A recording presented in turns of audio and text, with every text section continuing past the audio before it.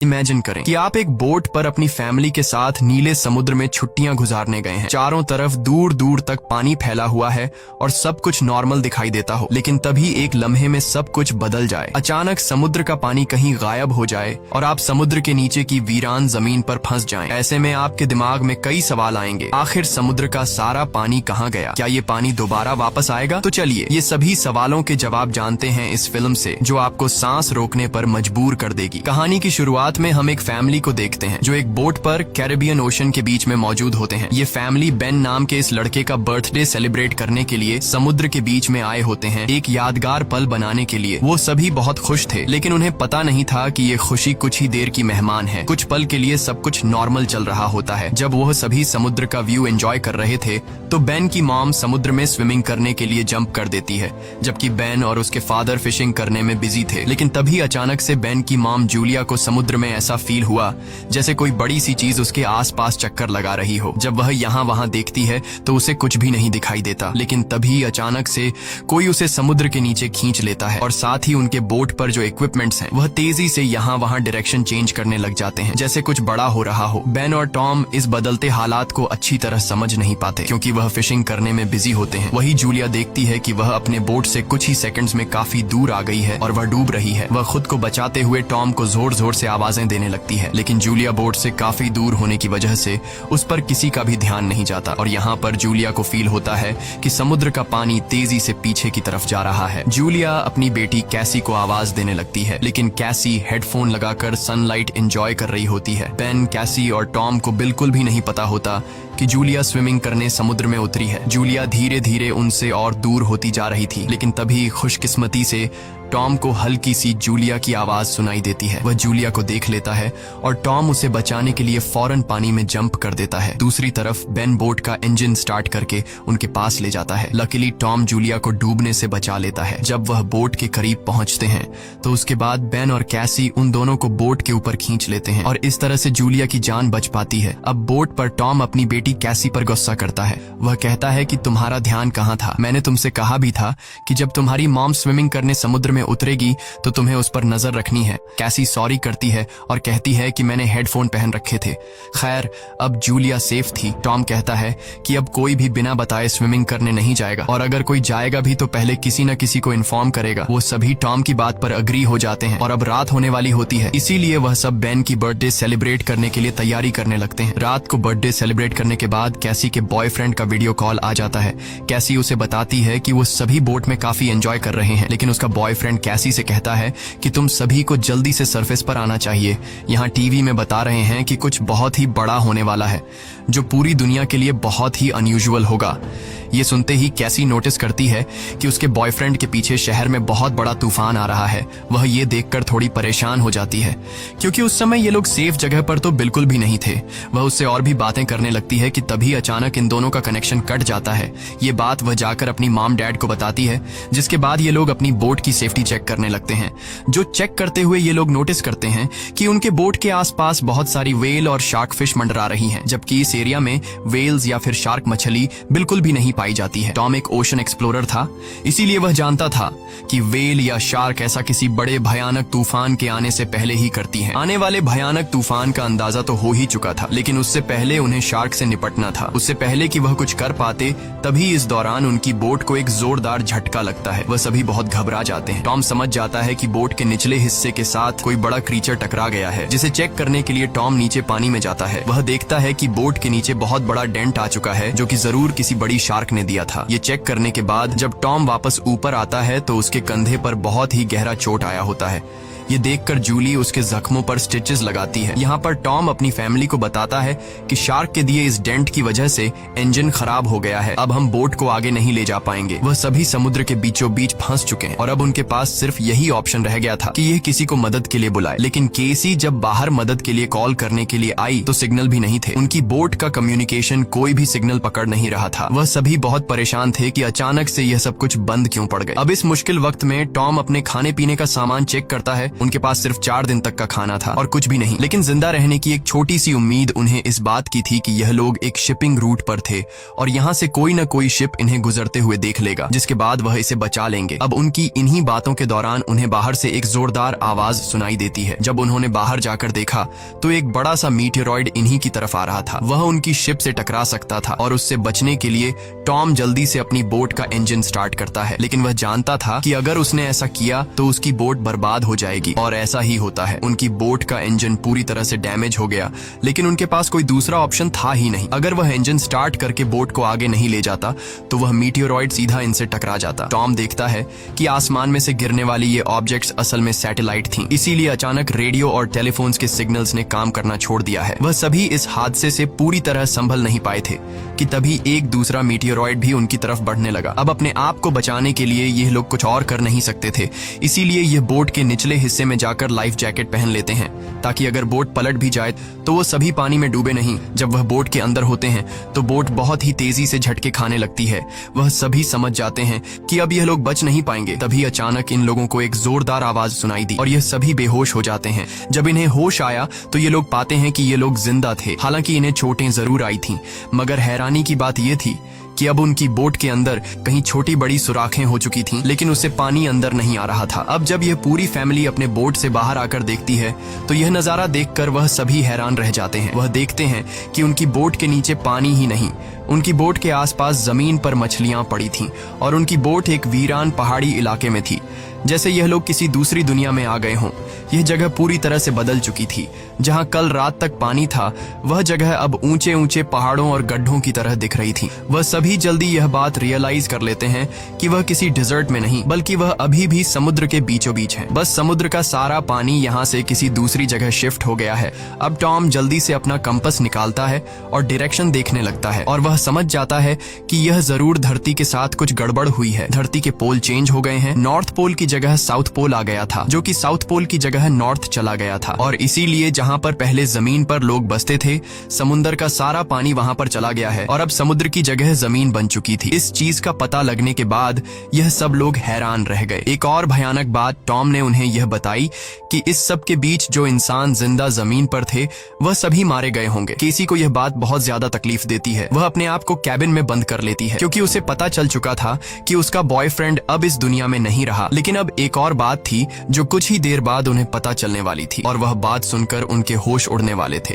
खैर, अब जूली यहाँ पर बचे हुए खाने को इकट्ठा करने लगती है और बेन अपने बर्थडे के सारे बलून हवा में उड़ाता है ताकि अगर कोई जिंदा हो तो वो उनके पास आ जाए और वो सब मिलकर इस सिचुएशन का सामना करें। उसके बाद टॉम रेडियो के जरिए किसी से कांटेक्ट करने की कोशिश करता है। उम्मीद तो उसे ये थी कि सामने से कोई रिस्पॉन्स नहीं आएगा, लेकिन सरप्राइजिंगली उसे रिस्पॉन्स मिलता है। ये रिस्पॉन्स उसे एक कैप्टन ने दिया था जिसका नाम नाटो है और वो भी समुद्र के शिफ्ट होने की कहानी जानता था क्योंकि वह भी टॉम की फैमिली की तरह अपनी सबमरीन में था। टॉम कैप्टन से पूछता है कि अब इस सिचुएशन में हमें क्या करना चाहिए। यहाँ कैप्टन इन सभी को वह बात बताता है जिससे उनके पैरों तले जमीन खिसक जाती है। कैप्टन टॉम को बताते हैं कि अर्थ के जो पोल चेंज हुए हैं वे लगभग 1 हफ्ते में फिर से अपनी जगह वापस आ जाएंगे, यानी 1 हफ्ते बाद समुद्र वापस अपनी जगह पर आएगा और उस समय उसकी लहरें बहुत खतरनाक होंगी। इसलिए कैप्टन टॉम से कहता है, मैं तो सबमरीन के जरिए सर्वाइव कर लूंगा, मगर तुम जल्दी से जल्दी अपने लिए कोई ऊंची सी जगह देखो और वहां चले जाओ क्योंकि वहां पर तुम्हारे बचने के चांसेस ज्यादा होंगे। ये बात सुनते ही जूली फौरन अपने बच्चों से पैकिंग करने के लिए कहती है। टॉम कैप्टन से कहता है कि आपकी सबमरीन के अंदर भी बचने के चांसेस ज्यादा हैं, तो क्या आप मेरे फैमिली को रख लेंगे? कैप्टन कहता है कि जरूर भाई, मैं ऐसा करना तो चाहता हूँ लेकिन मैं कर नहीं सकता क्योंकि मेरी सबमरीन के अंदर मेरा एक साथी मारा गया है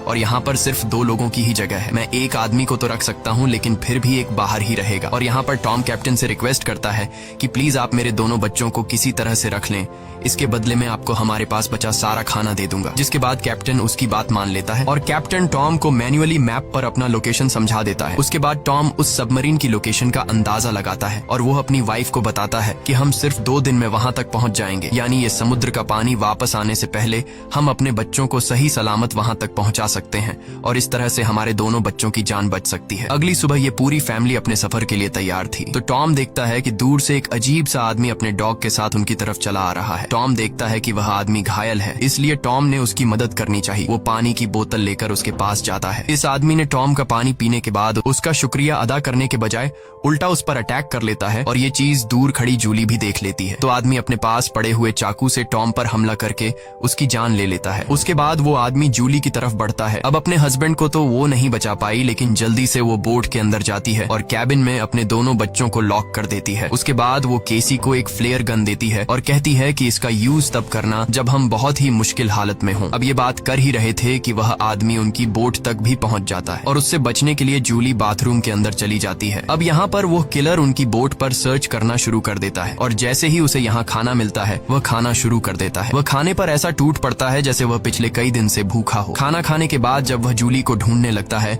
उसके बाद वह सीधा कैबिन की तरफ जाता है, लेकिन वहां जाकर उसे पता चलता है कि जहां से आवाज आ रही थी वहां कोई भी नहीं है। दरअसल जूली बोट में हुए छेद से निकलकर यहां से बाहर निकल चुकी थी, लेकिन उस आदमी का जो डॉग होता है वह जूली को देख लेता है और जूली पर भौंकने लग जाता है। अब मजबूरी में जूली को उस डॉग को चुप कराने के लिए उसे मारना पड़ता है और वह खुद बोट के नीचे छुप जाती है। हालांकि वैसे तो वह उस किलर को नहीं मिल पाती, लेकिन जब वह बाहर झांक कर अपने डॉग को मरा देखता है तो वह समझ जाता है कि जूली बोट से बाहर है। अब जैसे ही वह उसे पकड़ने के लिए बोट से नीचे उतरा तो जूली वापस बोट के ऊपर जाकर एक टूटे हुए शीशे को अपना रास्ता बनाते हुए फिर से बोट के अंदर आ जाती है। लेकिन थोड़ी देर में यहाँ पर जूली उस आदमी के हाथों पकड़ी जाती है। वह उसे उसके बालों से पकड़ के उसे मारने लग जाता है। वह जूली का गला दबाने लगता है। अब वह किसी तरह से खुद को बचाने के लिए उस किलर से लड़ने लगती है। कैसी जो ये सब केबिन से देख रही थी, उसे याद आता है कि ये फ्लेयर गन यूज करने का अच्छा मौका है। वो फ्लेयर गन चला देती है जिससे आदमी दूर जा गिरता है, लेकिन उसे ज्यादा कुछ नहीं होता, बस उन्हें भागने का मौका मिल जाता है और बोट में आग भी लग जाती है। अब जूली जल्दी से अपने दोनों बच्चों को बचाने के लिए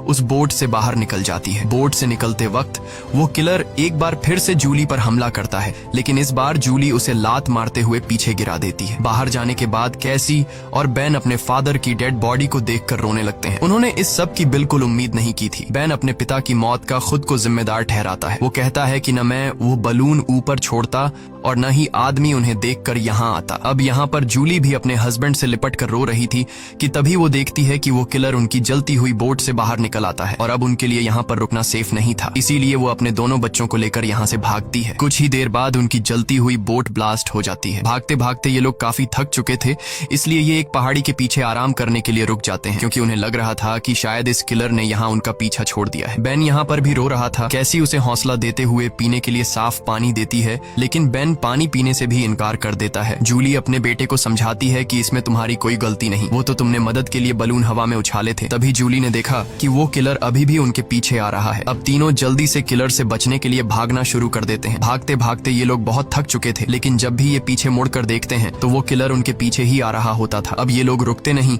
लगातार भागते रहते हैं और एक ऐसी जगह पहुंच जाते हैं जहां पर जहरीला पानी मौजूद था। यहाँ से जाते वक्त उन्हें कुछ भी हो सकता था, लेकिन जूली अपने बच्चों को यहीं से गुजरने का हुक्म देती है। जहरीले एसिड से गुजरने के बाद उनकी हालत काफी खराब हो गई थी और जूली को एहसास हुआ कि बेन डिहाइड्रेट हो चुका है। उनके पास पानी की कुछ आखिरी बूंदें थीं जो उन्होंने बेन को दी, लेकिन इतने थोड़े पानी से उसकी प्यास नहीं बुझी। अब यहाँ पर कैसी हिम्मत हार चुकी थी। वो कहती है, हम सब जिस तरफ बढ़ रहे हैं शायद वहाँ पर सबमरीन होगी भी या नहीं, लेकिन जूली उसे डांटती है कि चुप करो और जो मैं कह रही हूँ वैसा ही करो। हम लोग आगे बढ़ेंगे और मुझे पता है कि मैं तुम्हें बचा लूंगी। जूली के कहने पर वो लोग फिर से चलना शुरू करते हैं और आगे बढ़ने पर उन्हें एक प्लेन दिखाई देता है जो सालों पहले तबाह होकर समुद्र में गिर गया होगा। ये लोग प्लेन के अंदर छिप जाते हैं और जूली एक आखिरी बार अपनी फैमिली फोटो देखती है जो उन्होंने कल रात ली थी। उस फोटो को देखकर सभी लोग टॉम को याद करते हैं। इन तीनों को यकीन नहीं हो रहा था कि एक ही दिन में उनके साथ क्या से क्या नहीं हुआ। अब रात काफी हो चुकी थी और ये लोग थक भी चुके थे। कैसी और बेन सो चुके थे। तभी किसी की आवाज से केसी की आंख खुल जाती है। वो बाहर देखने आती है तो देखती है कि वही किलर उनके पीछे आ रहा है। अब इन तीनों को इस किलर से हर हाल में जान छुड़ानी थी, इसीलिए कैसी उसी जगह पर बैठकर सोने का नाटक करती है। किलर समझता है कि वो सो रही है और जैसे ही वो अटैक करने आता है जूली मौका पाकर पीछे से वार करती है। इस बार जूली बहुत गुस्से में थी। वो उस पर इतने हमले करती है कि उसकी जान ले लेती है। आखिरकार उनका ये खतरा टल जाता है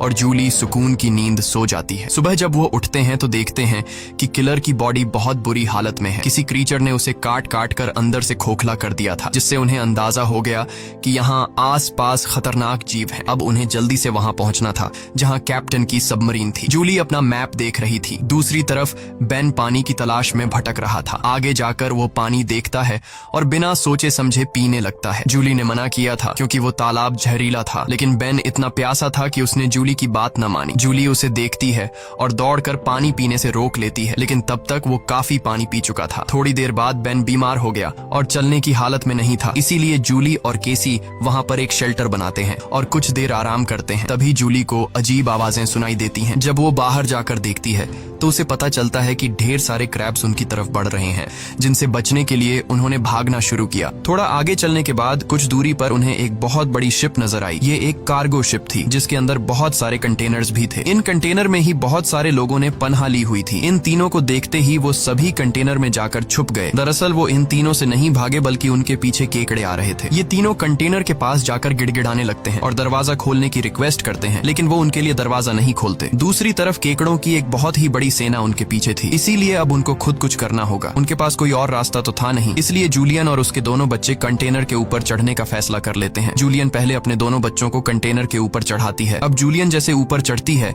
तो एक केकड़ा आकर उसे पैर पर काट लेता है, लेकिन वो जैसे तैसे करके उसे अपना पांव छुड़ाकर ऊपर चढ़ जाती है। अब जूलियन अपने जख्म को अपने स्कार्फ से बांध लेती है, जिसके बाद वो बेहोश हो जाती है। केसी और बेन देखते हैं कि वो केकड़े उस कंटेनर को काटते हुए उसके अंदर चले गए और उसके अंदर मौजूद लोगों पर इन केकड़ों ने हमला कर दिया। अब वो लोग अपने पास मौजूद हथियारों से उन केकड़ों को मारने की कोशिश तो करते हैं, लेकिन केकड़ों की तादाद बहुत ज्यादा थी। ये लोग उनके सामने नहीं टिक पाते और केकड़े कंटेनर के अंदर मौजूद सभी लोगों को मार देते हैं। अगली सुबह जूलियन को होश आया।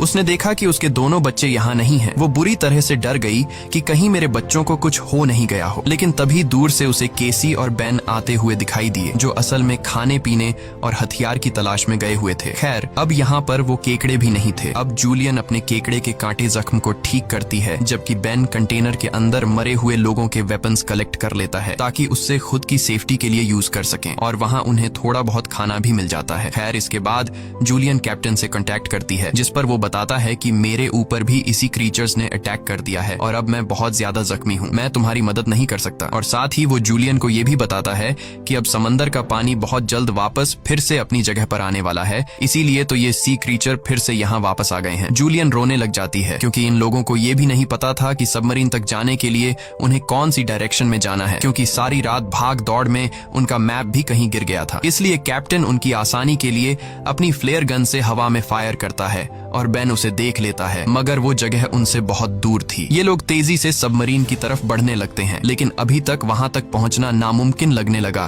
क्योंकि वहां पहुंचने तक उन्हें एक चट्टानी रास्ते से गुजरना पड़ता है, जहां से गुजरते हुए उन्हें शायद फिर से उन केकड़ों का सामना करना पड़ सकता है, जिससे उनकी जान जा सकती थी। अब केसी को भी अपनी माँ पर तरस आने लगता है कि उनकी माँ का क्या होगा। कैप्टन तो हम तीनों में से मुझे और मेरे भाई को सबमरीन में रख लेगा, लेकिन जूलियन का क्या होगा, क्योंकि अब कुछ ही देर में पानी आने वाला है। जूलियन केसी से कहती है कि तुम्हें ये सब सोचने की जरूरत नहीं, जब हम सब मरीन तक पहुंच जाएंगे तो वहां डिसाइड करेंगे कि हमें क्या करना है, और कहती है कि चलो आगे बढ़ो। वहां से आगे बढ़ते हुए उनकी किस्मत उन्हें एक बार फिर से धोखा देती है। वहां पर लैंडस्लाइड होने लगती है, जहां जूलियन जो सबसे पीछे थी उसके आगे आकर एक बड़ा सा पत्थर गिर गया और वो वहीं पर फंस जाती है। अब केसी अपनी माँ के बिना आगे नहीं बढ़ना चाहती थी, लेकिन वो उसे कसम देती है कि तुम हर हाल में खुद को और अपने भाई को बचाओगी। अब इसीलिए केसी अपने भाई को लेकर आगे बढ़ने लगती है। जब वो लोग सबमरीन तक पहुंचते हैं तो उन्हें वहां पर कोई भी नहीं मिलता। ये दोनों जोर जोर से सबमरीन का दरवाजा खटखटाने लगते हैं, लेकिन तभी पीछे से कैप्टन आता है, जो बुरी तरह से जख्मी था। कैप्टन ने बताया कि देखो,